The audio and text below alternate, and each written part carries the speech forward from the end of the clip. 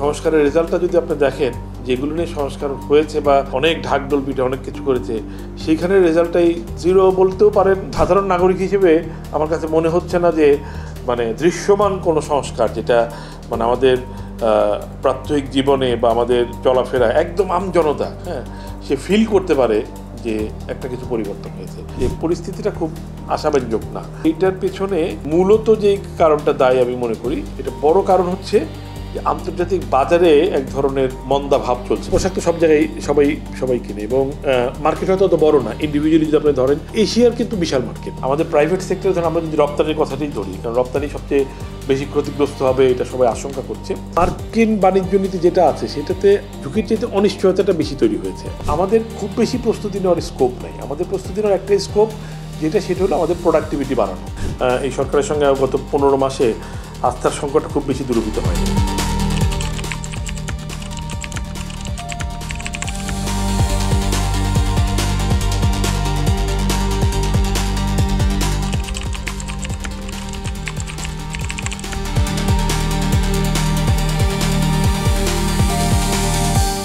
প্রথমত হচ্ছে রপ্তানির মানে আমাদের যে মানে রেজাল্ট বলতে আমি রপ্তানির যে পরিসংখ্যান আমরা দেখছি গত কয়েক মাসে, এটা কিন্তু খুব ভালো না। মানে গত 2 মাসে সরকারিভাবে যেই পরিসংখ্যানটা প্রকাশিত হয়েছে যে আমাদের গ্রোথটা নেগেটিভ। এবং আমরা যারা ফিল্ডে কাজ করি আর গার্মেন্টসের সঙ্গে যারা সরাসরি জড়িত, তাদের অভিজ্ঞতাটা কিন্তু আমাদের কাছে মনে হচ্ছে যে সরকারিভাবে যে পরিসংখ্যানটা বের হয়েছে, প্রকৃত অবস্থা হয়তো এর চেয়ে আরেকটু খারাপ, খুব বেশি না। হয়তো পরিসংখ্যান নিয়ে সবসময়, সরকারি পরিসংখ্যান নিয়ে সবসময় মানে কিছু প্রশ্ন থেকে যায়।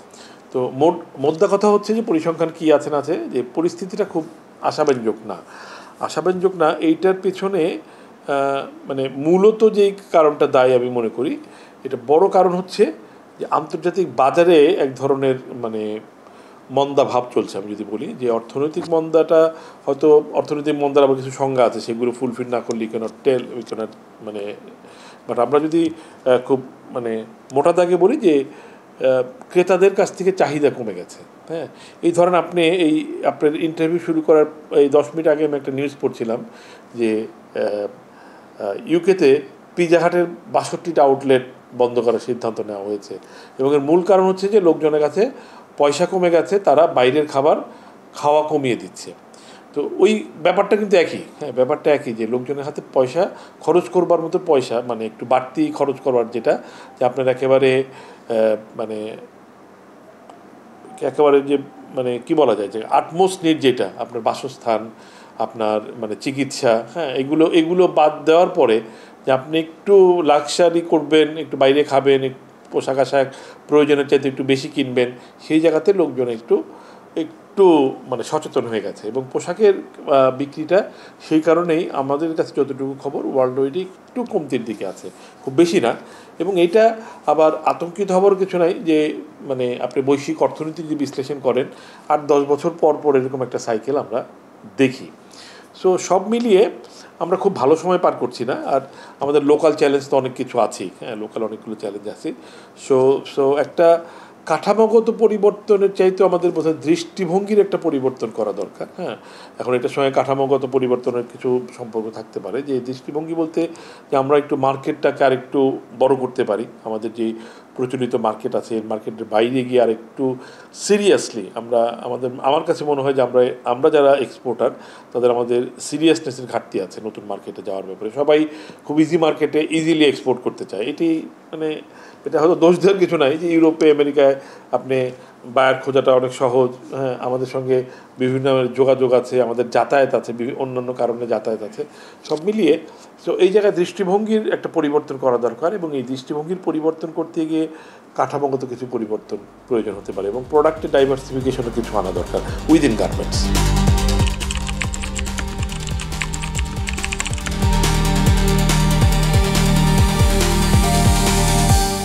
আমি সংস্কার কমিশনের মানে আমরা তো আসলে গত 15 মাস যাবত শুধু সংস্কারের কথাই শুনছি। এবং সংস্কারের রেজাল্টটা যদি আপনি দেখেন, যেগুলো নিয়ে সংস্কার হয়েছে বা সরকার একেবারে অনেক ঢাকঢোল পিটে অনেক কিছু করেছে, সেইখানের রেজাল্টটাই আপনি জিরো বলতেও পারেন বা জিরোর কাছাকাছি কিছু একটা, হ্যাঁ অনেকে এটা বলছেন জিরো। আমি হয়তো মানে পলিটিক্যাল ক্রিটিক না, সো আমি এটা ওই মন্তব্য আমার হয়তো আমার অ্যানালাইসিসটাও তো মানে ইন ডেপথ না, বাট একজন সাধারণ নাগরিক হিসেবে আমার কাছে মনে হচ্ছে না যে মানে দৃশ্যমান কোনো সংস্কার যেটা মানে আমাদের প্রাত্যহিক জীবনে বা আমাদের চলাফেরা একদম আমজনতা, হ্যাঁ সে ফিল করতে পারে যে একটা কিছু পরিবর্তন হয়েছে।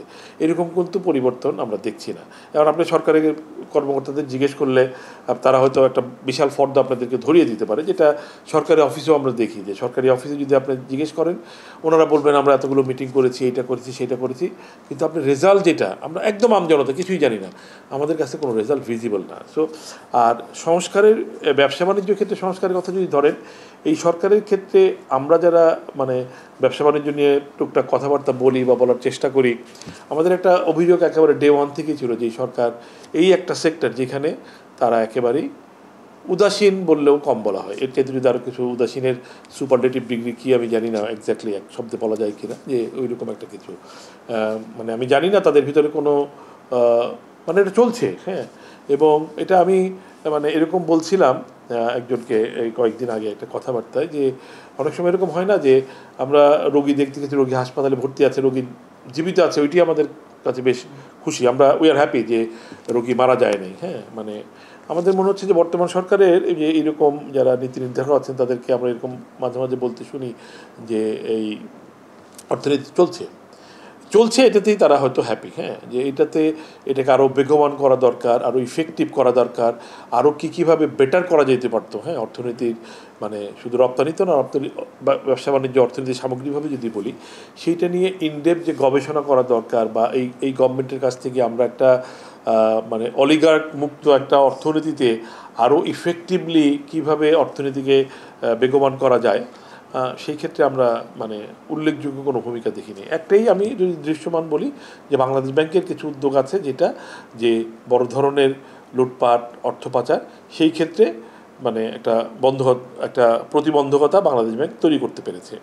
এবং ওইটা কিন্তু শেষ কথা না, ওইটা অনেকগুলো মানে উপাদানের একটা উপাদান যেটাতে আপনি অর্থনীতিকে মানে বেগবান করতে পারেন, কিন্তু এছাড়া আর কোনো কিছু মানে দৃশ্যমান না। ফলে আপনি মানে ব্যবসা বাণিজ্যে যারাই আছেন, রপ্তানিকারক নেবেন, যারা দেশীয় পণ্য উৎপাদন করে দেশে বিক্রি করছেন, সবাইকে জিজ্ঞেস করলে মানে আপনি মনে হয় যে উত্তরটা পেয়ে যাবেন যে মানে এটা মানে ইরেসপেক্টিভ অফ পার্টি অ্যাফিলিয়েশন, সে বিএনপি সমর্থক হোক, জামাত ইসলাম সমর্থক হোক, বা নিষিদ্ধ ঘোষিত আওয়ামী লীগের সমর্থক হোক, অথবা এনসিপি সমর্থক হোক,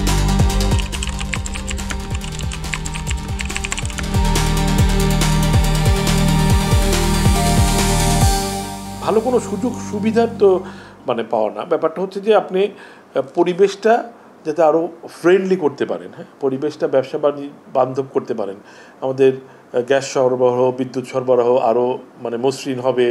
মানে আপনি যেমন ধরেন আমি একটা বলি যে উদাসীনতার একটা নমুনা, যে চট্টগ্রাম বন্দরের যেই মানে আপনার রিসেন্টলি যেই 400% পর্যন্ত আপনার বৃদ্ধি করা হয়েছে, মানে কি বলে মানে ওই চার্জ বৃদ্ধি করা হয়েছে, এবং এটা যুক্তি হচ্ছে যে গত 3 দশক বা দীর্ঘদিন এটা বৃদ্ধি করা হয়নি।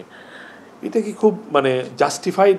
আপনি 3 দশক করা হয়নি দেখে আপনি একদিনই, এখন আপনি 3 বেলা খান নাই দেখে আপনি চতুর্থ বেলায় যদি আপনি মানে ওই বাকি 3 বেলার খাবার একসঙ্গে খেতে চান, তাহলে আপনার যে অবস্থা হবে, আমাদের অবস্থা কিন্তু অনেকটা এরকমই, হ্যাঁ।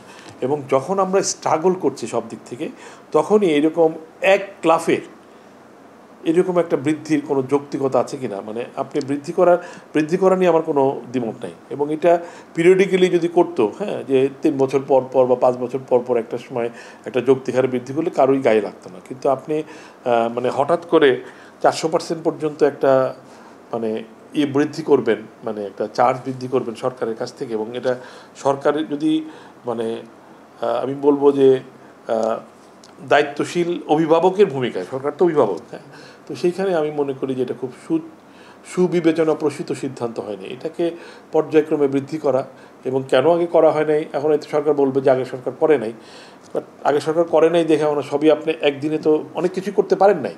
সো যেইখানে শুল্ক বৃদ্ধি যেইটা আমাদেরকে চেপে ধরা যায় সেইটাই কিন্তু করা হয়েছে। যেমন আরেকটা উদাহরণ দিই, যে এই আপনার আমাদের এলডিসি গ্র্যাজুয়েশন নিয়ে প্রস্তুতি তেমন কোনো কিছু নেই। একটাই প্রস্তুতি কার্যকর করা হয়েছে যে আমাদের যে ইনসেন্টিভটা কমিয়ে দেওয়া হয়েছে। মানে যেইখানে আমাদেরকে মানে বিপদে ফেলা যায় ওইগুলো করতে মানে সরকার কোনো দ্বিধা করছে না আর কি। হ্যাঁ, সো আমি জানি না যে কোনো কারণেই হোক সরকার এই ব্যবসা বাণিজ্য এবং অর্থনীতিকে বেগবান করার ক্ষেত্রে এই সেক্টরকে মানে প্রপারলি অ্যাড্রেস করার ক্ষেত্রে সরকার কোনো না কোনো কারণ উদাসীন। কারণটা আমি জানি না, এটা তারা হয়তো ভালো বলতে পারবেন, কিন্তু আমি একজন মানে ফিল্ড লেভেলের লোক হিসেবে বা আমার আশেপাশে যারা বন্ধুবান্ধব আছেন সবার সঙ্গে কথাবার্তা বলে হয়তো আমার পারসেপশনটা ভুল হতে পারে। আমরা মানে একজন সচেতন নাগরিক হিসেবে আমাদের, আপনি জানেন যে আমাদের একটা মানে একটা বড় সার্কেলও আছে, তো মোটামুটি এটা একটা কমন পারসেপশন যে এটা মানে somehow neglected by the government.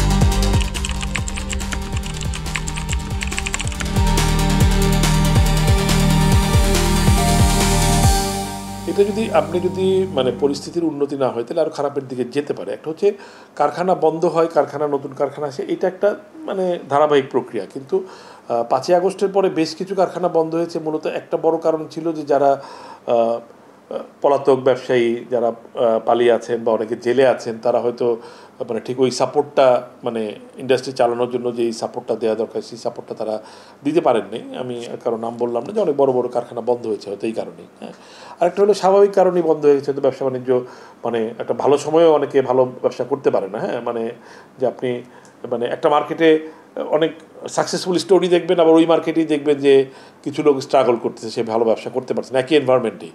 এটা তার পার্সোনাল ম্যানেজমেন্ট, তো এরকম কিছু ব্যাপার থাকেই, যে সব কিছুই সরকারের দোষ ব্যাপারটা তাও না। হ্যাঁ, কিন্তু পাশাপাশি যে ব্যবসা বাণিজ্য করার জন্য যে একটা অ্যাক্সেস টু ফাইন্যান্স ধরেন প্রথম যে ব্যাপারটা, তারপরে গুড গভর্নেন্সের যে ব্যাপারটা, যে গুড গভর্নেন্সের ব্যাপারটা আমরা বারবার বলে আসি, সেই ক্ষেত্রে কোনো রকম কোনো উন্নতি হয়নি। হ্যাঁ, গত 1 বছরে বা গত 15 মাসে। তো ফলে এই পরিস্থিতি যদি অব্যাহত থাকে এবং আইনশৃঙ্খলা পরিস্থিতির এক ধরনের অনিশ্চয়তা, গ্যাস বিদ্যুতে তো গত 1 সপ্তাহ যাবত আমাদের অভিজ্ঞতা মানে আমি খুবই খারাপ। আমি যদি বলবো অল অফ এ সাডেন গত 1 সপ্তাহ, কী কারণে সুনির্দিষ্ট কোনো কারণ আছে কিনা আমি জানি না, বাট আমার অভিজ্ঞতা আমার বাসা এবং কারখানা 2 জায়গাতেই অভিজ্ঞতাটা খারাপ, বেশ খারাপ।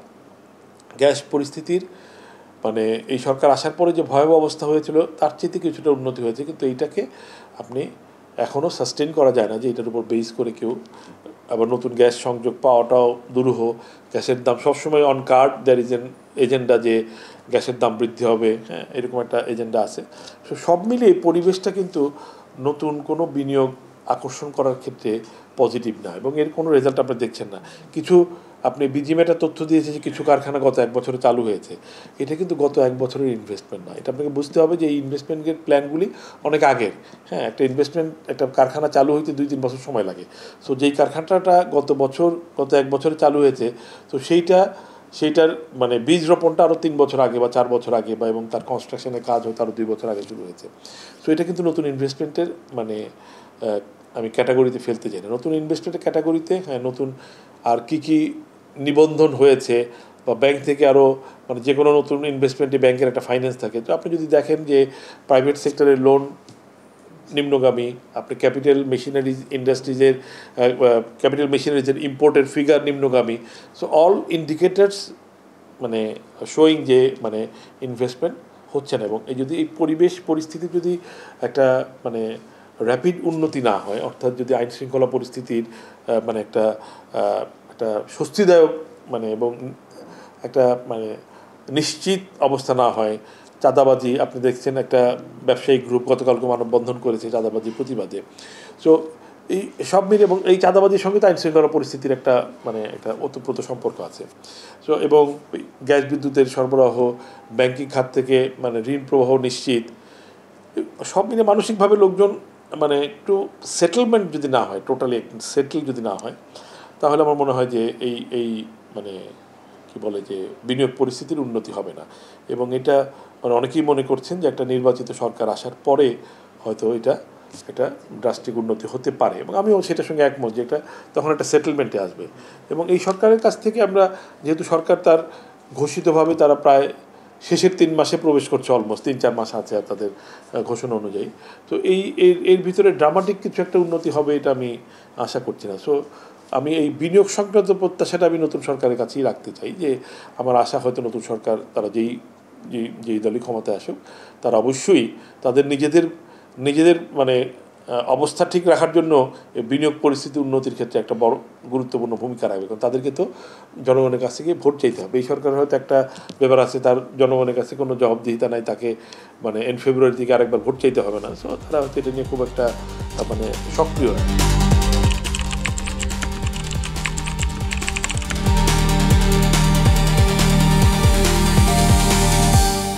এইটা আমি মনে করি এগুলি মানে ঠিক পরিস্থিতির উন্নতি না করে এই 5টা সংগঠন একসঙ্গে করে আমার ব্যক্তিগত অভিমত জটিলতা বাড়া ছাড়া এটা কমবে না।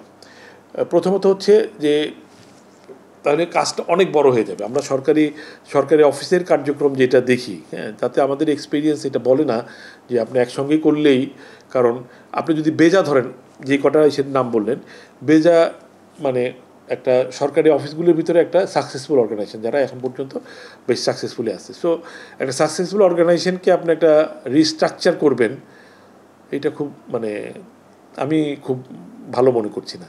বিডা ইটসেলফ তার যে কমিটমেন্ট, হ্যাঁ, তার যে কমিটমেন্ট ওয়ান স্টপ সার্ভিস দেওয়া, সেটি তা আজ পর্যন্ত ডেলিভার করতে পারেনি। আপনি সেই বিনিয়োগ বোর্ড থেকে আরও শুরু করে, একই তো বডি, মানে নামটা ভিন্ন হয়েছে, যে কমিটমেন্ট নিয়ে এটা শুরু হয়েছিল যে ওয়ান স্টপ সার্ভিস, এটা কাগজে কলমে আছে। প্র্যাকটিক্যালি এটা মানে কেউ কোনো দিন ওয়ান স্টপ সার্ভিস পেয়েছে, মানে ওই আপনি বললে তারা আবার মানে এক গাদা মানে ফাইল আপনাকে ধরিয়ে দিতে পারে হয়তো। বাট আপনি যেখানে বিডা তার কমিটমেন্ট এখন পর্যন্ত কমিটমেন্ট অনুযায়ী তার যেটা ডেলিভারি করা দরকার সেটা করতে পারছে না। সো সেইটাতে বিডার আরও মনোযোগ দেওয়া দরকার, যে এইটা কীভাবে করা যায় one stop service really, whether you can deliver to the local investor or the foreign investor, সেই ক্ষেত্রে মনোযোগটা বেশি দেওয়া দরকার, rather making its even bigger, এবং মাথাটাকে আরও অনেক বড় করে তারপর হয়তো এমন বড় মাথা করলেন যে আপনি আর চলতেই পারছেন।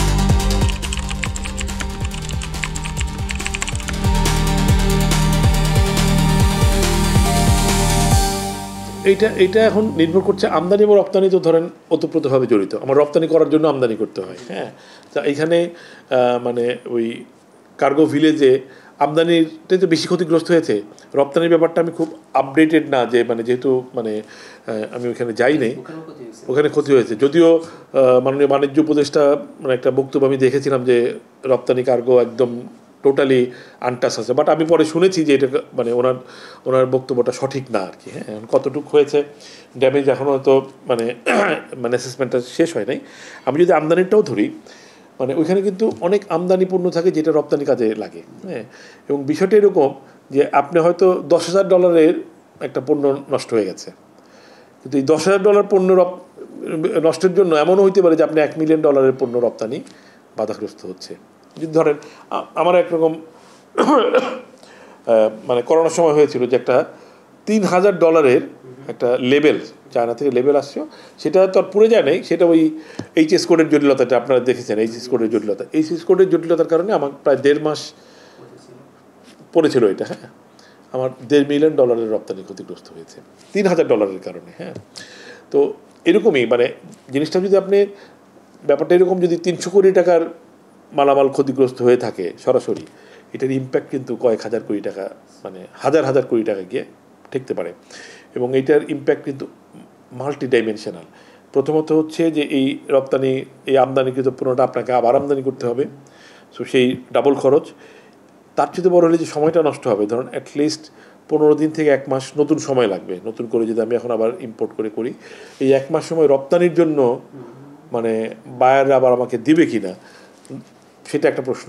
আবার যদি দেয়, এটাকে যদি আমাকে বলে না ঠিক আছে 1 মাস আমি দিলাম, কিন্তু তুমি আমাকে এয়ারে পাঠাও মালটা, তাহলে হিউজ লস। তো এটা একটা মাল্টি ডাইমেনশনাল ইম্প্যাক্ট আছে। এবং এইখানে সরকারের যে উদাসীনতা ব্যবসা বাণিজ্য নিয়ে, আমি আতঙ্কিত যে সরকার এই ব্যাপারে টোটালি এই ব্যাপারটা কতটা সিরিয়াসলি এবং ইফেক্টিভলি ক্ষতিগ্রস্তদের সহায়তা করবে।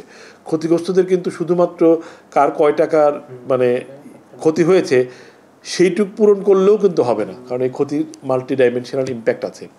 কারণ আমি এবং মানে যে ধরনের বক্তব্য আমি দেখলাম, তাতে এই ক্ষতি যতটুকু ক্ষতি হয়েছে, ধরেন আমি $10,000 পণ্য ক্ষতি হয়েছে, ওই $10,000 বা এটা কবে পাওয়া যাবে, কখন পাওয়া যাবে, আদৌ পাওয়া যাবে কি না, পেলে কতটুকু পাবেন, আপনি আমাদের অভিজ্ঞতায় বলি, কারণ আমরা বাণিজ্য উপদেষ্টা মহোদয়ের একটা বক্তব্য শুনেছি যে মানে ওই মানে কী কী ইন্স্যুরেন্স আছে, কার কী ফ্যাসিলিটি আছে, এগুলি তারা পরীক্ষা নিরীক্ষা করবেন, তারপরে দেখবেন। সো আমি খুব আশাবাদী হতে পারছি না আর কি, যে খুব তাড়াতাড়ি এটার কোনো মানে ক্ষতিপূরণের বিষয়টা খুব তাড়াতাড়ি মানে সেটেল করা যাবে আমার এটা মনে হচ্ছে না। তো ইমিডিয়েটলি হয়তো লাগবে না, কিন্তু সরকারের একটা কমিটমেন্ট থাকা দরকার যে মানে এক একজনের ক্ষতির মানে মানে রূপটা ভিন্ন রকম হতে পারে। যিনি একজন শুধুমাত্রই আমদানির জন্য এনেছেন, লোকাল মার্কেটে বিক্রি করবেন, সেটার এক ধরনের ক্ষতি, কিন্তু এটার সঙ্গে যদি রপ্তানি জড়িত থাকে সেটার ইম্প্যাক্ট কিন্তু নানান রকম হতে পারে। সো এবং এই জায়গাটাই দেখেন যে বাংলাদেশের মানে প্রধানতম বিমানবন্দর এটা, এবং এটা একটা কার্গো ভিলেজ, এটা কোনোভাবেই গুরুত্বহীন কোনো জায়গা না। এরকম একটা জায়গায় আপনার অগ্নি নির্বাপনের এত সময় লাগলো। হ্যাঁ, আজকে এটা একটা গার্মেন্টস কারখানায় হলে আপনি কী করতেন? হ্যাঁ, আমাদের তো মালিক গ্রেফতার হইতো পরের দিন। হ্যাঁ, মানে এখনকার মানে যারা পলিসি মেকার তাদের যেই বডি ল্যাঙ্গুয়েজ বা যে সমস্ত বক্তব্য আমরা শুনি, তাতে মালিক তো পরের দিন অবশ্যই গ্রেফতার হইতো, না হলেও তার বিদেশ যাত্রা বন্ধ, মানে তার বিরুদ্ধে গ্রেফতারি পরোয়ানা যেন পাসপোর্ট জব্দ এগুলি করা হইতো।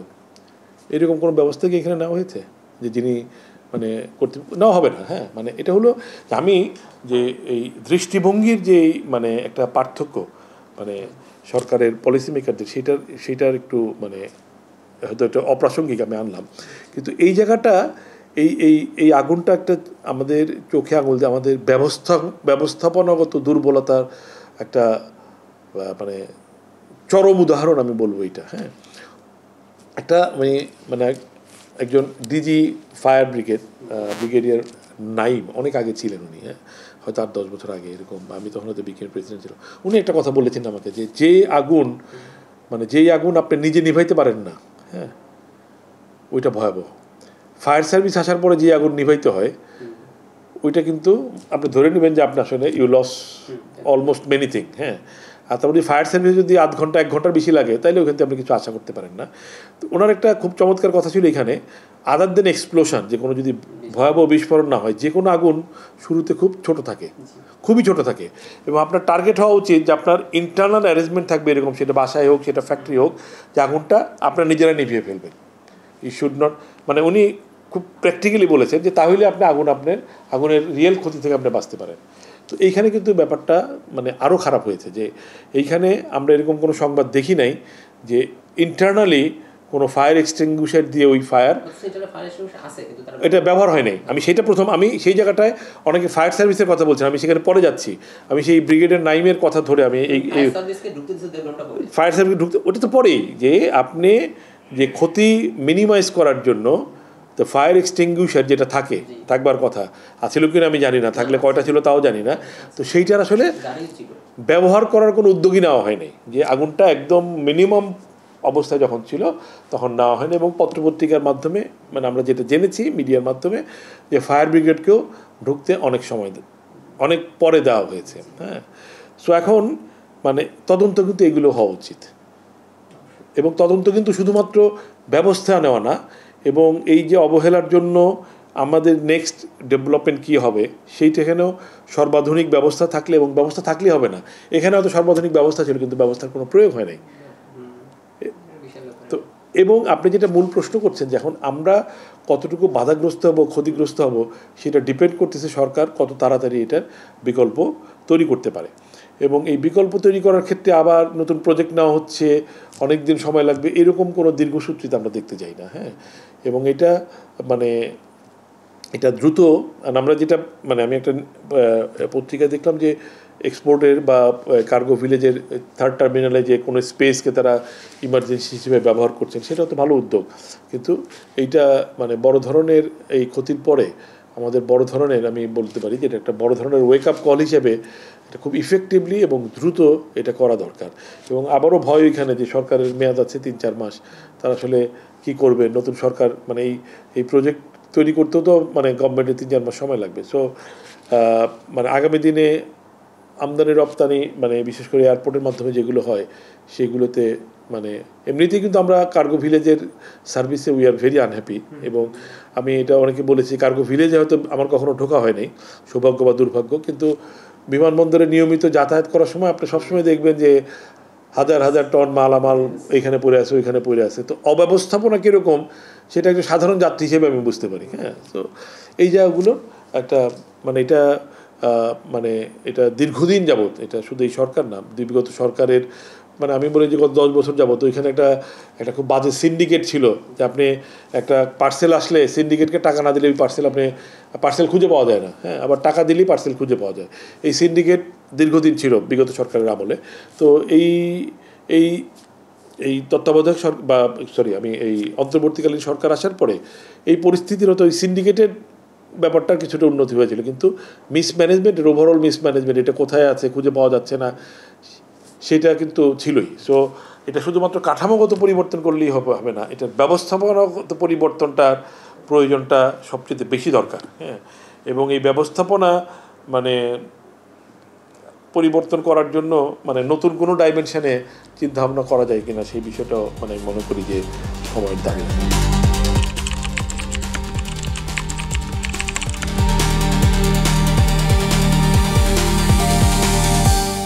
দেখেন এখানে ধরেন প্রস্তুতির যে ব্যাপারটা, হ্যাঁ, আমাদের প্রস্তুতি নেওয়ার খুব একটা কিছু নেই। আমাদের প্রাইভেট সেক্টরে ধরেন আমরা যদি রপ্তানির কথাটাই ধরি, কারণ রপ্তানি সবচেয়ে বেশি ক্ষতিগ্রস্ত হবে এটা সবাই আশঙ্কা করছে। আমাদের খুব বেশি প্রস্তুতি নেওয়ার স্কোপ নেই। আমাদের প্রস্তুতি নেওয়ার একটাই স্কোপ, সেটা হলো আমাদের প্রোডাক্টিভিটি বাড়ানো। হ্যাঁ, যে নতুন মার্কেটে আমি যাব। হ্যাঁ, আমি যখন যাব, কিন্তু এই প্রোডাক্টিভিটি ইমপ্রুভমেন্টের জন্য আমাদেরও প্রস্তুতির কিছু ঘাটতি আছে। আমি বলবো যে আমাদের একটা প্রোডাক্টিভিটি ইমপ্রুভমেন্ট অটোমেটিক হয়, যে আমি যদি কাজ করতে থাকি, আপনি ধরেন যখন রিপোর্ট লিখবেন, জীবনের প্রথম রিপোর্টটা লিখতে হয়তো আপনার 3 ঘন্টা সময় লাগছে, কিন্তু আপনি যখন রেগুলার লিখবেন ওই রিপোর্ট লিখতে হয়তো আপনার এক সময় আধা ঘন্টার বেশি আর লাগবে না। তো প্রত্যেকেই আপনি যখন একটা কাজ ঘন ঘন করবেন, অটোমেটিক্যালি আপনার প্রোডাক্টিভিটি বাড়বে। হ্যাঁ, সেটা তো হচ্ছেই, কিন্তু প্রোডাক্টিভিটি বাড়ানোর জন্য যে সায়েন্টিফিক কিছু পদক্ষেপ নেওয়া দরকার, কিছু ট্রেনিং দরকার, কিছু এক্সপার্ট স্টাফ দরকার, সেই জায়গাটাতে আমি মনে করি এখনও আমাদের ঘাটতি আছে। প্রাইভেট সেক্টরে এই জায়গায় একটা ঘাটতি আছে। এবং ওই যে শুরুতে বলছিলাম যে নিউ মার্কেট ডাইভার্সিফিকেশনে, এবং মানে আপনার যেহেতু এই একটা অনিশ্চয়তা আছে, মানে আপনি এলডিসি গ্র্যাজুয়েশনের ক্ষেত্রে, তো সেই অনিশ্চয়তা দূর করার ক্ষেত্রে একটা টুল হতে পারে আপনি যদি মার্কেটটা আরও বড় করেন। সো এই দুই জায়গার প্রস্তুতিতেই আমি মনে করি প্রাইভেট সেক্টরে বেশ ভালো ঘাটতি আছে। আর যে সমস্ত প্রস্তুতি আমি মনে করি সেই সমস্ত প্রস্তুতি আসলে মূলত সরকারের, যে আমরা একটা আপার ক্লাসে যাচ্ছি, আমরা একটা বেটার ক্লাসে যাচ্ছি, যেখানে আমাদেরকে ওই সমস্ত কান্ট্রির সঙ্গে মানে প্রতিদ্বন্দ্বিতা করতে হবে যে যাদের পোর্ট আমাদের চেয়ে আরও 3 গুণ 5 গুণ বেশি এফিশিয়েন্ট, যাদের ইন্টারেস্ট রেট 3 থেকে 4%, যাদের মানে business overall doing business environment আমাদের চেয়ে 3 গুণ 4 গুণ 5 গুণ 7 গুণ পর্যন্ত বেটার। সো এই জায়গাগুলোতে সরকারের কোনো প্রস্তুতি আছে এটা আমার কাছে এখন পর্যন্ত, আমি যেটা শুরুতেই বলছিলাম, সরকারের একটাই প্রস্তুতি সরকারি এখন পর্যন্ত ইফেক্টিভলি করেছে, সেটা ইনসেন্টিভ কমিয়ে দেওয়া। হ্যাঁ, কারণ ওইটা করা সহজ, আপনি ওইটা তো অর্ডার দিয়েই করে, এবং সরকার মানে করতে এটা পছন্দ করছে, কারণ তার মানে ব্যয় কমাতে হবে, মানে কমাতে পেরেছে। সো এইটা হয়েছে। এছাড়া মানে একজন ব্যবসায়ী হিসেবে, সাধারণ একজন ব্যবসায়ী হিসেবে বা সচেতন নাগরিক হিসেবে আমার কাছে কোনো রকম ওই অনেকগুলো মিটিং, আপনি হয়তো সরকারি দপ্তরে গেলে দেখবেন অনেকগুলো কমিটি হয়েছে, অনেকগুলো মিটিং হয়েছে, এর বাইরে ওই যে সংস্কারের মতোই আর কি ব্যাপারটা, দৃশ্যমান কোনো পরিবর্তন বা প্রস্তুতিগত কোনো পরিবর্তন আমাদের চোখে পড়ছে না। ফলে ধরুন আমি একজন রপ্তানিকারক হিসেবে আমাদের ওই যে মানে কি বলে আমরা একটা ডিউটি ফ্রি যে সুবিধা পাই, সেটা আমাদের 3 বছর পরে নষ্ট হয়ে যাবে, সেইটা নিয়ে আমি খুব বেশি আতঙ্কিত না। সেটা একটু লম্বা আলাপের ব্যাপার, আমি এখানে যাচ্ছি না, সেই আতঙ্কটা আমি আতঙ্কিত না। কিন্তু আমাকে যেই সার্টেন গ্রুপের সঙ্গে গিয়ে প্রতিদ্বন্দ্বিতা করতে হবে, সেই প্রতিদ্বন্দ্বিতা করার ক্ষেত্রে আমি যে বেসিক জায়গাগুলো বললাম। আরেকটা জিনিস বলি, যে আমাদের যে প্রধান প্রতিদ্বন্দ্বী যারা এই মানে গ্র্যাজুয়েটেড অবস্থায় আছেন, হ্যাঁ, ধরেন ভিয়েতনাম, ভারত, হ্যাঁ, তারা কিন্তু বহু গুরুত্বপূর্ণ দেশের সঙ্গে এফটিএ করে ফেলেছেন। এবং ফলে ব্যাপারটা এরকম দাঁড়ালো যে এখন আমরা যে সমস্ত দেশে ডিউটি ফ্রি পাচ্ছি, আমার প্রতিদ্বন্দ্বী দেশগুলো সেখানে ডিউটি দিয়ে এক্সপোর্ট করছে। হ্যাঁ, আর পসিবল যেটা হইতে পারে যে মানে আমাদের গ্র্যাজুয়েশনের পরে তারা ওই সমস্ত দেশগুলিতে ডিউটি ফ্রি এক্সপোর্ট করবে, আমাদেরকে এক্সপোর্ট করতে হবে ডিউটি দিয়ে। তো এইটা একটা ডাবল ইম্প্যাক্ট। এবং ইউরোপে যদি ধরি তখন এটা 20%-এর একটা ইম্প্যাক্ট হবে। তো তো যেটা মানে অ্যাবজর্ব করার মতন কোনো ক্যাপাসিটি আমাদের সেক্টরে তৈরি হয়নি। সো এটা এবং এই যে ধরেন এফটিএগুলো করা, আমাদের প্রতিদ্বন্দ্বী দেশগুলো, ভারত কিন্তু ইউকের সঙ্গে অলরেডি এফটিএ করে ফেলেছে, ভিয়েতনাম ইউরোপিয়ান ইউনিয়নের সঙ্গে করে ফেলেছে, হ্যাঁ। আমাদের দৌড় হচ্ছে ভুটান পর্যন্ত, যেটা মানে ওই এফটিএ হওয়া না হওয়া আমাদের অর্থনীতিতে কোনো গুরুত্ব বহন করে বলে আমি মনে করি না। কিন্তু একটা ভালো দিক, ওইটা হয়তো যারা নেগোশিয়েটার বা যারা পলিসি মেকার যারা আছেন বা সরকারি যে আমলারা যারা আছেন যারা এফটিএ নিয়ে কাজ করেন, তাদের হয়তো একটা প্র্যাকটিস ম্যাচের মতো হয়ে গেছে আমি মনে করি। কিন্তু এই জায়গাতে আমরা মানে উদ্যোগের কথা শুনছি, কিন্তু কার্যকরী কোনো পদক্ষেপ দেখছি না।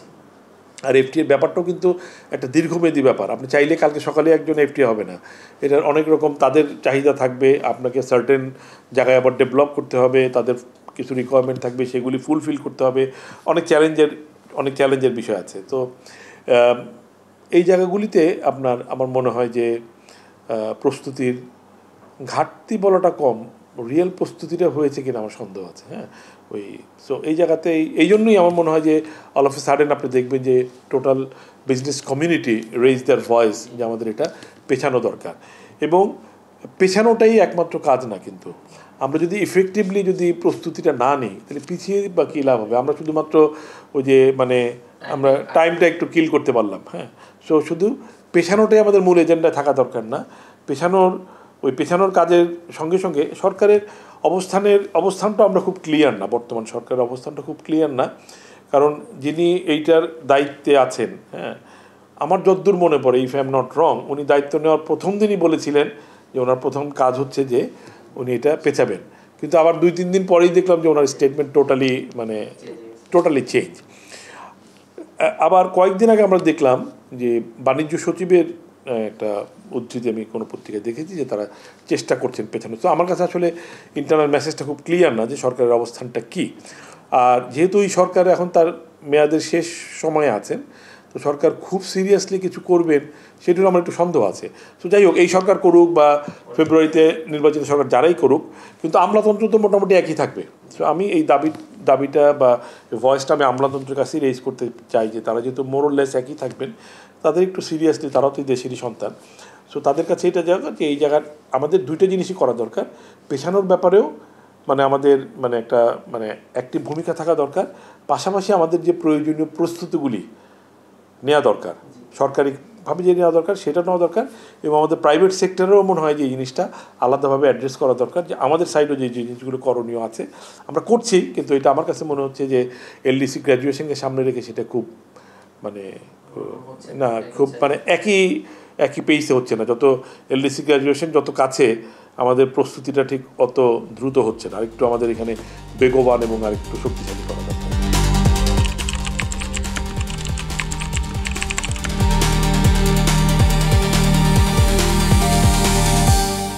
মানে এইটা আমার মনে হয় যে বাংলাদেশ যথেষ্ট মানে অগ্রগামী। আপনি জানেন যে বাংলাদেশে প্রায় 260টা গ্রিন মানে ইউএসজিবিসি সার্টিফাইড ফ্যাক্টরি, এবং এখানে যেই বিষয়গুলো মানে গুরুত্ব দেওয়া হয় যে সেই বিষয়গুলো হতে কার্বন নিঃসরণ একটা খুব ইম্পর্টেন্ট বিষয়, হ্যাঁ।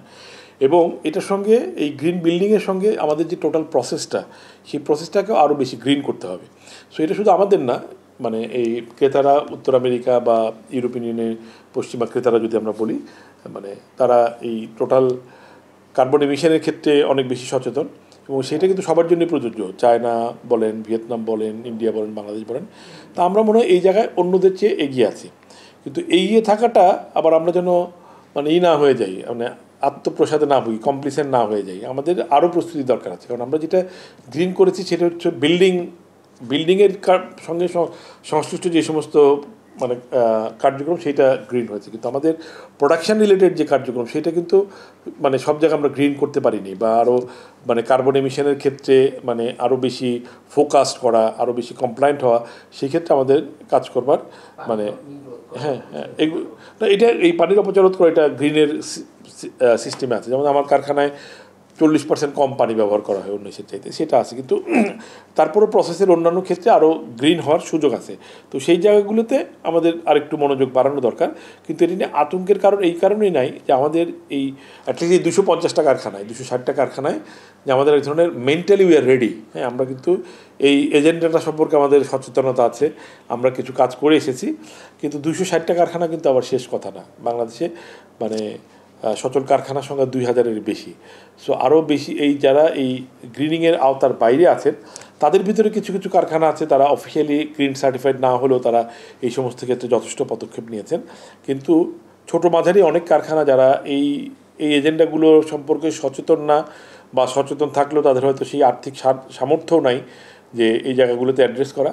তো আমার মনে হয় যে এই এই বিষয়টাতে প্রথম যে কাজটা করা দরকার, বিজিএমই একটা অ্যাওয়ারনেস ক্রিয়েট করতে পারে, এবং এই অ্যাওয়ারনেস ক্রিয়েট করার পরে এরপরে যদি ছোটো মাঝারি কারখানার তাদের এই ট্রান্সফরমেশনে গিয়ে কোনো রকম আর্থিক সহায়তা দরকার হয়, সেটার ক্ষেত্রে পরবর্তীতে সরকার এক ধরনের পলিসিগত একটা সাপোর্ট সরকার দিতে পারে। কিন্তু এইটা আমি মনে করি যে এই এই মানে উন্নত দেশগুলিতে তারা এই তাদেরই কার্যক্রম হয়তো অব্যাহত রাখবে। সো আমাদেরকে কমপ্লায়েন্ট হওয়া ছাড়া খুব বেশি বিকল্প আমাদের হাতে নাই। এটা নিয়ে ফাইট করার কোনো স্কোপ নাই যে না তোমরা এখানে এই কমপ্লায়েন্স তোমরা জারি করো না, বা ওই ক্যাপাসিটিও আমাদের নেই, ওই ইনফ্লুয়েন্সও আমাদের নাই। সো আমাদের কমপ্লায়েন্ট হওয়া ছাড়া বিকল্প নাই। তো আমরা এই ক্ষেত্রে যে সমস্ত ফ্যাক্টরি এখনও নন কমপ্লায়েন্ট আছে, এই ক্ষেত্রে মানে নন কমপ্লায়েন্ট শুনলে আবার হঠাৎ করে মনে হবে যে মানে কমন যেই কমপ্লায়েন্সের কথা বলছি, এই গ্রিনিংয়ের ক্ষেত্রে যে সমস্ত ফ্যাক্টরিগুলো এখনও নন কমপ্লায়েন্ট আছে বা সেমি কমপ্লায়েন্ট বলতে পারেন, তাদেরকে আরেকটু সচেতন করা, এবং ওই সচেতনতার পরে যেটা বললাম যে পলিসি সাপোর্টটা। কিন্তু এই সচেতনতার কাজটা আমার মনে হয় বিকেমি ইমিডিয়েটলি শুরু করা উচিত।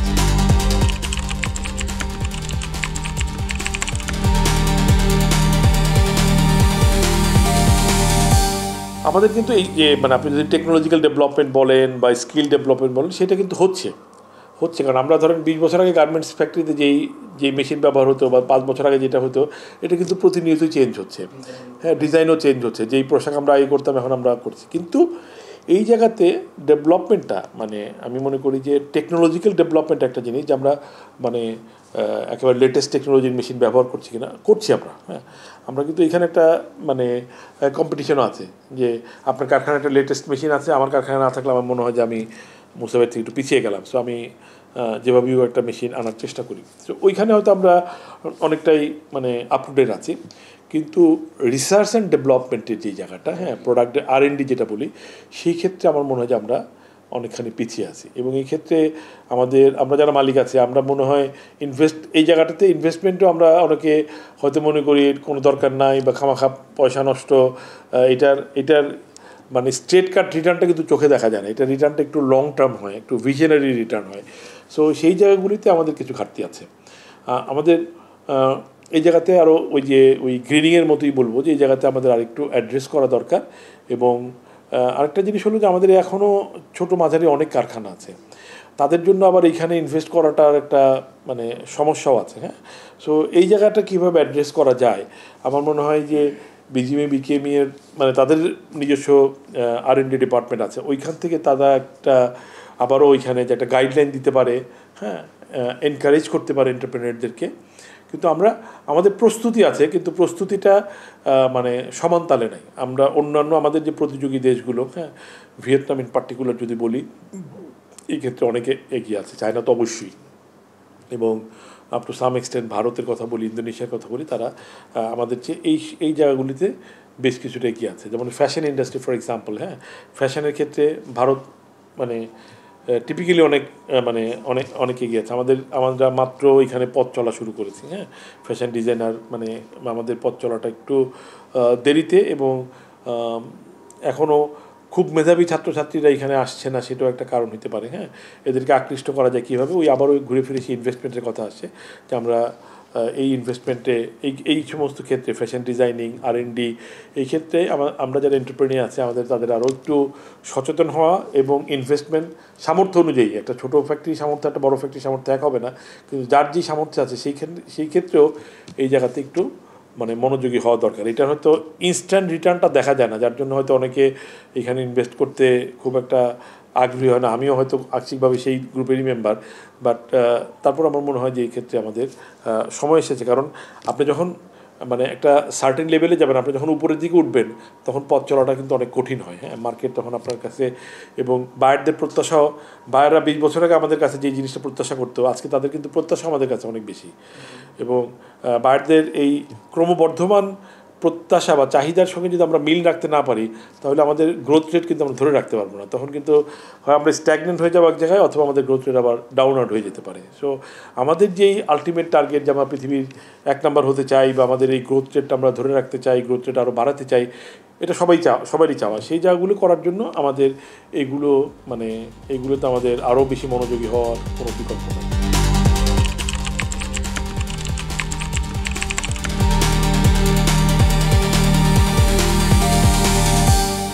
অবশ্যই সম্ভাবনা আছে, কারণ পোশাক তো সব জায়গায় সবাই কিনে, এবং মার্কেট হয়তো অত বড় না। ইন্ডিভিজুয়ালি যদি আপনি ধরেন, এশিয়ার কিন্তু বিশাল মার্কেট। আপনি যদি এশিয়ার যদি 4টা মার্কেট ধরেন, আপনি যদি বলেন চীন, জাপান, সাউথ কোরিয়া এবং ইন্ডিয়া, 4টা দেশই কিন্তু ইকোনমি যথেষ্ট ডেভেলপ। হ্যাঁ, ইন্ডিয়ান ইকোনমি ইজ ডেভেলপিং, জনসংখ্যাও বিশাল। হ্যাঁ, চায়না এবং ভারতই তো একটা সারা পৃথিবীর হয়তো অর্ধেকের কাছাকাছি। হ্যাঁ, তো এই 4টা দেশে কিন্তু জনসংখ্যা যথেষ্ট বেশি। সো আমাদের এখানে সব জায়গায় খুব ভালো পটেনশিয়াল আছে।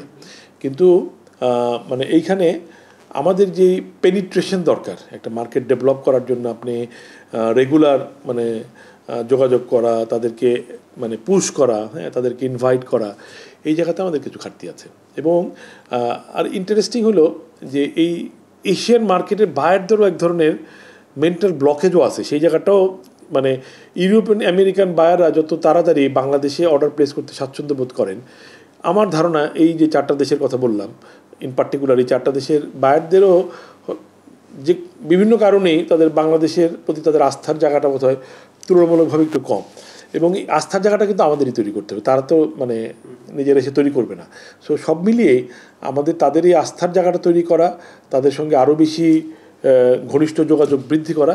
এই 4টা মার্কেট, আপনি ল্যাটিন আমেরিকায় বিশাল মার্কেট পড়ে আছে, ইস্টার্ন ইউরোপে বিশাল মার্কেট পড়ে আছে, আফ্রিকার মার্কেটও জনসংখ্যা অনেক, যদিও African market it's known as very chip market, but আমাদের ক্যাপাবিলিটি আছে, আমরা যদি ওই সেগমেন্টেও ফাইট করার ক্যাপাবিলিটি আমাদের আছে। সো আমরা যেটা করি, আমরা হয়তো সব জায়গায় চেষ্টা করছি, কিন্তু এই জায়গার চেষ্টাগুলো খুব কন্টিনিউয়াস না। হ্যাঁ, এবং কন্টিনিউয়াস না, খুব প্ল্যান্ড ওয়েতে করা হচ্ছে না। সো আমি এটা আমাদেরকে দায় দিব, যে আমাদের দায় আছে যে আমরা আসলে এখানে কম উদ্যোগ নিই। যেটা আগে বলছিলাম আমি একটা অন্য প্রশ্নের উত্তরে, যে আমরা খুব সহজ মার্কেটে, যেইটা অলরেডি ডেভেলপ মার্কেট, যেই দেশের বায়াররা আমাদেরকে খুব ভালো জানে, যেখানে আমার নতুন করে আস্থা তৈরি করার কোনো দরকার নাই। হ্যাঁ, পরে না, that means I am talking about European market, Canadian market and American market, যেখানে এটা ডেভেলপ হয়ে আছে সামহাও। তো সেইখানে আমরা সবাই স্বাচ্ছন্দ্য বোধ করি। হ্যাঁ, এবং এই সমস্ত দেশগুলিতে আমাদের অন্যান্য বিভিন্ন কারণেও যোগাযোগ আছে, আত্মীয় স্বজন আছে, বন্ধুবান্ধব থাকে, যোগাযোগ ব্যবস্থাও ভালো। হ্যাঁ, কিন্তু ল্যাটিন আমেরিকাতে তো আমাদের এখানে যোগাযোগ ব্যবস্থাই খুবই খারাপ। কিন্তু যেই 4টা দেশের কথা বললাম, চীন, জাপান, কোরিয়া এবং ইন্ডিয়া, এই 4টা দেশেও কিন্তু আমাদের বিভিন্ন কারণে যোগাযোগ আছে, কাছাকাছি। হ্যাঁ, খুব দূরেরও না। সো এই 4টা দেশকে আমরা টার্গেট করেও কিন্তু আমরা একটা বড় ধরনের কর্মপরিকল্পনা নিতে পারি। হ্যাঁ, সরকারি সহায়তা ইবিবি এখানে ইফেক্টিভ রোল প্লে করতে পারে, এবং বিজিএমইবিকেমি আমি মনে করি যে লিড রোল নেওয়া উচিত তাদের, যে এখানে একটা লং টার্ম, এটা ওই যে একটা মেলা করে আসলাম বা একটা ট্রেড ডেলিগেশন গেলাম, এইটাতে কাজ হবে না। হ্যাঁ, আমার নিজের অভিজ্ঞতা বলি, 2010 সালে আমরা 1 বছরব্যাপী জাপান মার্কেট ডেভেলপমেন্টের, আমি তখন বিকেএমএ প্রেসিডেন্ট ছিলাম, আমাদের একটা লং টার্ম বলতে 1 বছর পেয়ে একটা প্ল্যান ছিল, এবং সেটার রেজাল্ট আমরা পেয়েছি। হ্যাঁ, এবং সেটার রেজাল্ট হিসেবে পরে আমরা জাপানে ডিউটি ফ্রি অ্যাক্সেসও পেয়েছি।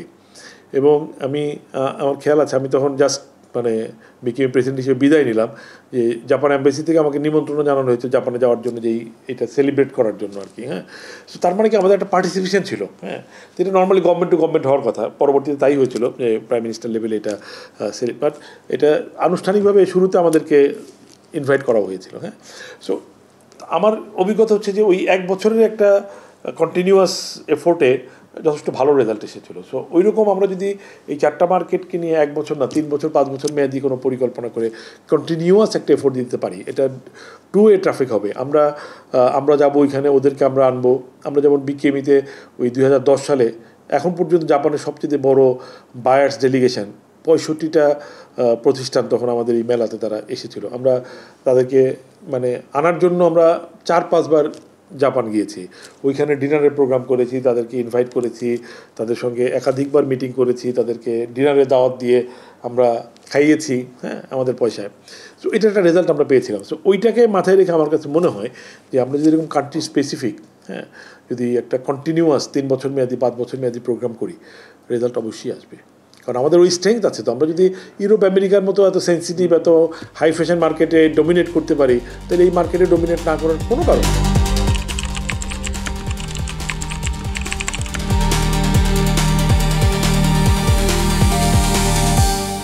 এটা মার্কিন বাণিজ্য নীতি যেটা আছে সেটাতে মানে ঝুঁকি তৈরি হয় কি, ঝুঁকিটার সঙ্গে মানে ঝুঁকির চাইতে অনিশ্চয়তাটা বেশি তৈরি হয়েছে। অনিশ্চয়তাটা বেশি তৈরি হয়েছে এই কারণে যে এটা খুবই স্টেবল আমরা কিছু দেখছি না, হ্যাঁ, যে বিশেষ করে শুল্ক কাঠামো, হ্যাঁ, প্রতিনিয়ত চেঞ্জ হচ্ছে। তো গত জুলাইতে সে এক ধরনের সেটেলমেন্ট হয়েছে, তারপরেও মনে করি অনেকের ভিতরে একটা আতঙ্ক আছে, এটা আবার যে কোনো মুহূর্তে চেঞ্জ হতে পারে। আমরা দেখেছি চীনের ক্ষেত্রে, ভারতের ক্ষেত্রে কিন্তু এরপরও আবার চেঞ্জ হয়েছে। তো তারপরও যেই সেটেলমেন্টটা এসেছে, এই সেটেলমেন্টটা একটু অনিশ্চয়তা তৈরি করেছে। ঝুঁকি শব্দটা ব্যবহার ঠিক হবে কিনা আমি বুঝতেছি না। অনিশ্চয়তা তৈরি করেছে যে এই বাড়তি যে 20% শুল্ক আরোপ করা হয়েছে বাংলাদেশের উপরে বা অন্যান্য দেশগুলোর উপরে, এর ফলে মানে আলটিমেটলি কিন্তু শুল্কটা যেই দেখ, এটার মানে কেউ যদি শেয়ার করে, অর্থাৎ যদি আমি আমার প্রফিট থেকে কিছুটা শেয়ার করলাম, যিনি কিনছেন উনিও ওনার প্রফিট থেকে কিছুটা শেয়ার করলো, কিন্তু আলটিমেট একটা বড় অংশ কিন্তু বা পুরোটাই কিন্তু আলটিমেট যে ক্রেতা তার উপর গিয়ে কিন্তু পড়বে। এবং এটা কিন্তু শুধু তৈরি পোশাক না, আমরা শুধু তৈরি পোশাক থেকে যে বলছি ব্যাপারটা এরকম না, তৈরি পোশাকের বাইরে অন্যান্য নিত্য প্রয়োজন জিনিসের উপরও কিন্তু এটার একটা ইম্প্যাক্ট পড়েছে। ফলে আপনি যুক্তরাষ্ট্রের বাজারে বিশেষ করে ওই ক্রেতাদের পকেটে বাড়তি টাকার পরিমাণ আরও কমে গেছে। হ্যাঁ, আমি একেবারে আমার বন্ধুবান্ধব আত্মীয়স্বজন আছে তাদের কাছ থেকে প্রতিনিয়ত যেই খবর পাই, হ্যাঁ, যে আমার এক খুবই মানে জুনিয়র এক ফ্রেন্ড, সে সাংবাদিকতা করতে একসময়, এখন মায়ামিতে থাকে। সো তার কাছে গত পরশুদিনই শুনলাম যে ওইখানে বেশ কিছু স্টোর বন্ধ হয়ে গেছে, নাম করা স্টোর বন্ধ হয়ে গেছে, সবচেয়ে দামি রেস্টুরেন্টটা বন্ধ হয়ে গেছে। এবং উনি নিজেও একজন রেস্টুরেন্টে কাজ করে, যে সেইখানেও ক্রেতা সংখ্যা প্রায় 40% কমে গেছে গত 2-3 মাসে। সো ফলে হচ্ছে কি এটার মানে আলটিমেট মেসেজটা হচ্ছে যে লোকজনের ক্রয় ক্ষমতা কমে যাচ্ছে।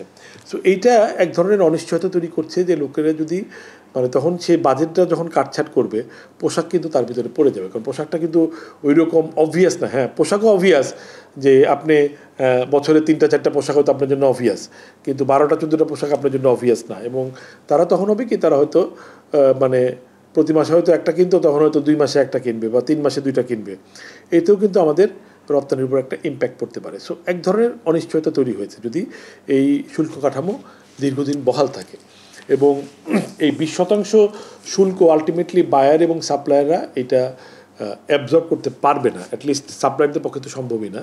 ফলে এটারও একটা ইম্প্যাক্ট তৈরি পোশাকের মূল্যের উপর আলটিমেটলি কাস্টমারদের উপর পড়বে। এবং যেটা বললাম, এটা কিন্তু শুধুমাত্র তৈরি পোশাক হিসাব করলে হবে না, এটা যুক্তরাষ্ট্রের যারা ক্রেতা তারা কিন্তু অলমোস্ট সব পণ্যতেই তারা কিন্তু এই বাড়তি শুল্কের বোঝাটা বহন করছে। সো এটা নিয়ে আমি মনে করি এক ধরনের অনিশ্চয়তা তৈরি হয়েছে। এবং আমাদের রপ্তানিকারকদের ওই আবারও ঘুরে ফিরে সেইখানেই যাওয়ার কথা, যে আমাদের মার্কিন বাজারে যদি লস হয়, এটা এখনই বলা মুশকিল, কারণ এটা আবার একটা ইন্টারন্যাশনাল হিসাব আছে, যে মানে চায়নার উপর আলটিমেটলি কী দাঁড়াবে, মানে ইন্ডিয়ার সঙ্গে কী হবে, এই দুইটা বড় প্লেয়ারের মানে হিসাবটা কিন্তু এখনও ফাইনাল হয়নি। হ্যাঁ, সো এইটা ফাইনাল হওয়ার পরে একটা হিসাব নতুন দাঁড়াবে, যে বাংলাদেশ আবার অনেকের হিসাবে বাংলাদেশ বেনিফিটও পেতে পারে, যে তারা যদি অনেক বেশি ক্ষতিগ্রস্ত হয় সেটার একটা বেনিফিট বাংলাদেশে আসতে পারে। আবার হিসাবটা আরও জটিল, যে চায়না যদি বা ইন্ডিয়া যদি এখানে ক্ষতিগ্রস্ত হয়, তারা হয়তো এটা পুষিয়ে নেওয়ার জন্য আবার ইউরোপে গিয়ে চেষ্টা করবে, তখন আমার ওইখানকার স্মুথ মার্কেটে আবার গিয়ে ইম্প্যাক্ট পড়বে। সো হিসাবটা একটু জটিল, এটা এখনই কনক্লুসিভ কোনো মানে ফিগার দাঁড় করানোটা মুশকিল, কিন্তু ওই জন্যই বললাম যে এক ধরনের অনিশ্চয়তা আছে।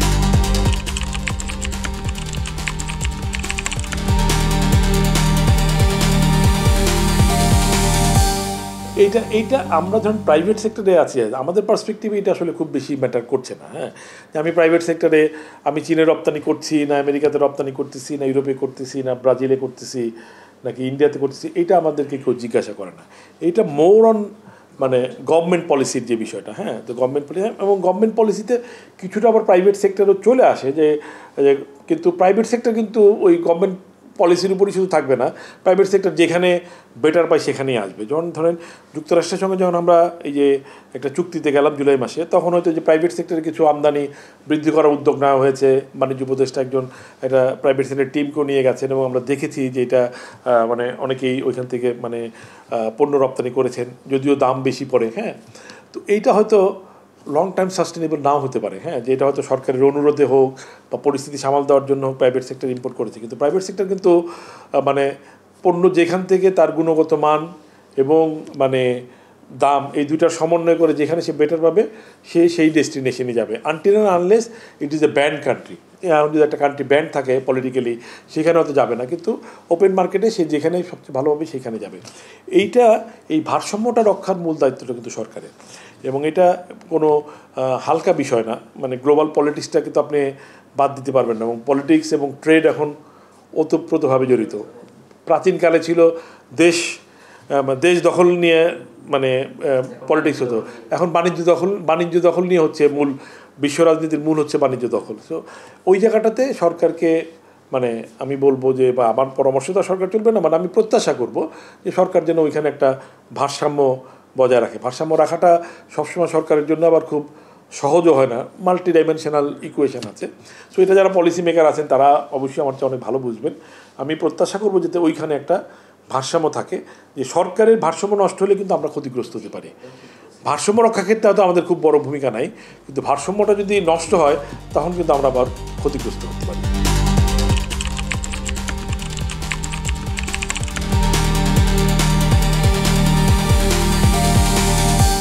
প্রধান গুরুত্ব দেওয়া হচ্ছে যে আমাদের দক্ষ জনবল তৈরি করা। আমাদের অনেক জনবল আছে এবং আমরা বলি করি দক্ষ আছে, কিন্তু আমাদের যদি আপনি দেখেন যে আমাদের টেকনিক্যাল এডুকেশন যদি দেখেন, টেকনিক্যাল এডুকেশনে লোকজন নাই বললেই চলে, এবং ওইখানকার মানে যে ওভারঅল শিক্ষার মানই নিয়ে একটা প্রশ্ন আছে, এবং টেকনিক্যাল এডুকেশনের মান নিয়ে আরও বেশি প্রশ্ন আছে। হ্যাঁ, যে ওইখানে আদৌ মানে ট্রেনিং দেওয়া হয় না, আপনি সময় শেষে সার্টিফিকেট দেওয়া হয়, এটা নিয়ে একটা সন্দেহ আছে।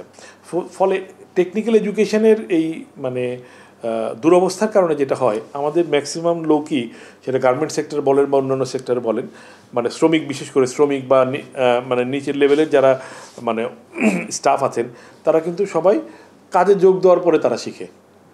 একটা বড় অংশ তাদের একটা মানে এডুকেশনাল ব্যাকগ্রাউন্ড, একটা স্ট্রং ব্যাকগ্রাউন্ড, তারা যেই লাইনে কাজ করবেন সেখানকার যদি একটা টেকনিক্যাল এডুকেশন নিয়ে আসতো, তাহলে তাদের দক্ষতা কিন্তু ডে ওয়ান থেকে অনেক বাড়তো, এবং তাদের দক্ষতা বৃদ্ধির হারটা আরও বেশি হতো, কারণ তার একটা বেসিক এডুকেশনটা মাথায় আছে। হ্যাঁ, সো এই জায়গাটায় আমরা কিন্তু ধরেন আমরা যদি আমাদের প্রতিদ্বন্দ্বী দেশগুলি দেখি, টেকনিক্যাল এডুকেশনের দিকে আমরা অনেক পিছিয়ে আছি। সো এইটা রপ্তানি বৃদ্ধি করার ক্ষেত্রে, আমাদের সক্ষমতা তৈরি করার ক্ষেত্রে এই টেকনিক্যাল এডুকেশনের দিকে মনোযোগ দেওয়া, এটাকে জনপ্রিয় করাটাও একটা বড় জিনিস। কারণ আনফর্চুনেটলি আমাদের সোসাইটিতে টেকনিক্যাল এডুকেশনের সোশ্যাল মানে স্বীকৃতিটা এখনও খুবই কম। মানে কেউই আপনার ভাই, আপনার সন্তান টেকনিক্যাল এডুকেশনে পড়ুক, মানে একেবারে নেহাত টাকা না পড়লে আপনার চাইবেন না। That is the reality. হ্যাঁ, মানে আপনি ধরেন আমাদের বিবিএ এমবিএ করার জন্য মানে মানে সখানেক ইউনিভার্সিটি হতে আছে, একজ্যাক্ট নাম্বার আমি জানি না, কিন্তু টপ লেভেলের টেকনিক্যাল এডুকেশন দেওয়ার জন্য কয়টা ইউনিভার্সিটি আছে। মানে সো এই জায়গাতে আমি মনে করি আমি এক নম্বরে এই জায়গাটা দিতে চাই। দ্বিতীয় হলো যে আমাদের মানে এনার্জির ক্ষেত্রে, এটা হয়তো আরও অনেক বড় এজেন্ডা, কিন্তু এই এনার্জি সাপ্লাইটা মানে এটা এনশিওর না করলে মানে আমাদের মানে মানে রপ্তানি উন্নয়ন হয়তো আপনার যে সম্ভাবনা আছে, সম্ভাবনাটা কাজে লাগানোর জন্য তো আপনি রপ্তানি বাড়াইতে হলে তো আপনার এনার্জি ছাড়া তো আপনি কোনো ইন্ডাস্ট্রি করতে পারবেন না। আর হলো তিনটা হলো মানে আমি যদি চারটা বলি আর কি, আর যদি একটা বলি, একটা হলো পোর্টের এফিসিয়েন্সি বাড়ানো, যে আমাদের একটা আমদানি পণ্য জাহাজ আসলে পরে সেইটাকে রপ্তানির ক্ষেত্রে হয়তো ভোগান্তিটা তুলনামূলকভাবে কম, কিন্তু আমদানিতে কখনো কখনো এখনও মানে গত 2 সপ্তাহ আগেও জানি যে 2 সপ্তাহ পর্যন্ত সময় লাগে একটা জাহাজ পোর্টে আসার পরে আপনার মানে কারখানায় ওই পণ্যটা আসার ক্ষেত্রে মিনিমাম 2 সপ্তাহ সময় লাগে। অ্যাটলিস্ট আমরা 2 সপ্তাহ সময় হিসাব করে মানে আমাদের পরিকল্পনা সাজাই। তো আমরা কিন্তু অন্য দেশ থেকে 10 দিন এখানে পিছিয়ে গেলাম। এবং আমাদের ইন্টারেস্ট রেট আমাদের মানে উন্নত দেশগুলি আমরা যে মানে ডেভেলপ কান্ট্রিতে বা আমরা যাদের সঙ্গে প্রতিদ্বন্দ্বী করি তাদের চাইতে আমাদের ইন্টারেস্ট রেট অনেক বেশি। তো এইগুলি যদি না হয়, হ্যাঁ, আমরা আসলে মানে খুব বেশি দিন লাগাতে পারবো না।